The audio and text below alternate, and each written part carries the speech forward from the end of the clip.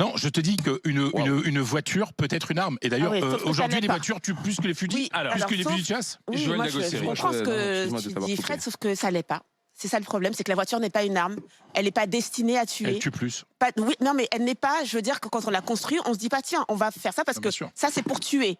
Il y a des accidents et ça c'est vrai que ça arrive ça arrive à tout le monde. Mais l'arme, contrairement à la voiture, elle est destinée à tuer. Elle est faite pour ça, uniquement pour ça. Donc, quand on la met entre les mains de quelqu'un qui a 15 ans, moi, je trouve quand même que, comme l'a dit si bien Alain, tu peux pas conduire une voiture, enfin, tu peux pas passer ton permis. Par contre, tu peux passer un permis de chasse. Tu peux pas voter, mais tu peux passer un permis. Tu as assez de discernement pour tenir une arme à feu. Enfin, ça, je comprends pas. Et parlons du permis. Bien sûr qu'il y a un permis. Il coûte 46 €.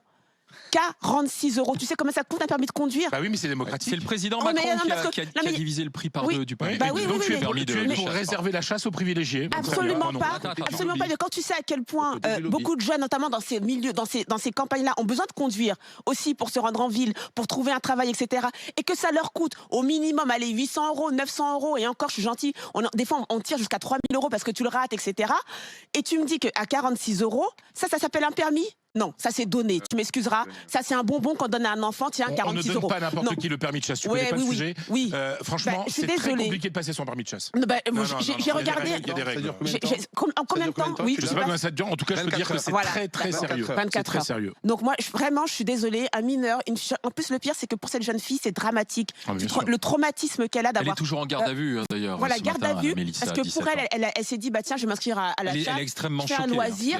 Un loisir qui te ramène en prison. Peut-être, non, je suis désolée. Là, vraiment, on a un vrai problème dans ce pays. Je crois qu'il y a un lobby qui est très puissant, mais il faut trouver le courage, pas d'interdire la chasse. C'est intéressant ce que tu dis, parce que tu dis c'est un lobby qui est très puissant, mais qui concerne finalement un million ou 1,5 million de personnes. Et les familles.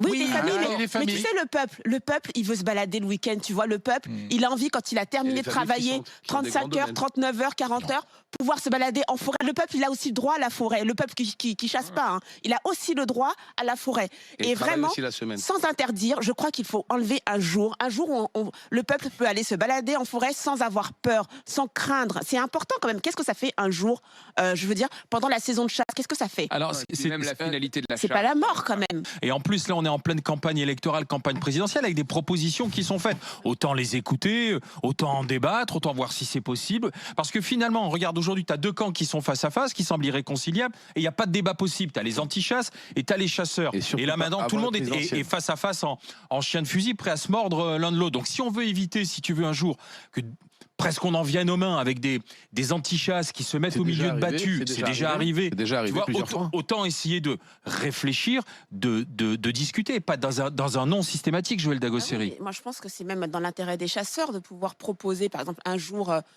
off, entre guillemets. C'est dans leur intérêt, c'est la cohabitation. Ce sont des populations qui cohabitent, les chasseurs, les non-chasseurs. Et je crois que sinon, on va arriver à un ras-le-bol. Parce qu'il faut bien comprendre qu'effectivement, il y a moins d'accidents et moins de violence de manière générale dans la société. Mais par contre, la société, il y a moins de violence, non? Oui, dans la société. En termes de chiffres, comparé à 20 ans, 30 ans, on est à moins. Mais c'est le sentiment, c'est la perception qu'on a de la violence. On ne la supporte plus.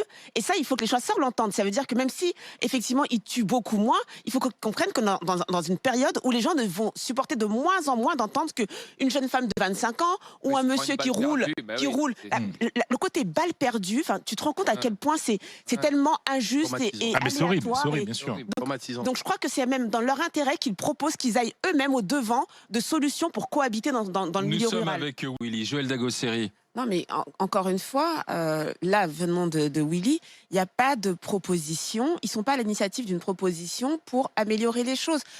C'est juste un accident. Et à chaque accident, c'est juste un accident.